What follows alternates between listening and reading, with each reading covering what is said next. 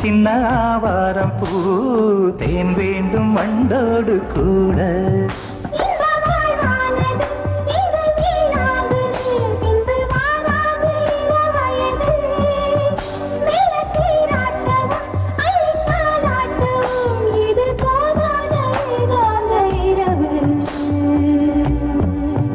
ராக்கோழி ரெண்டும் முழிச்சிருக்கு ரெண்டும் கூடாம தனிச்சிருக்கு ராக்கோழி ரெண்டும் முழிச்சிருக்கு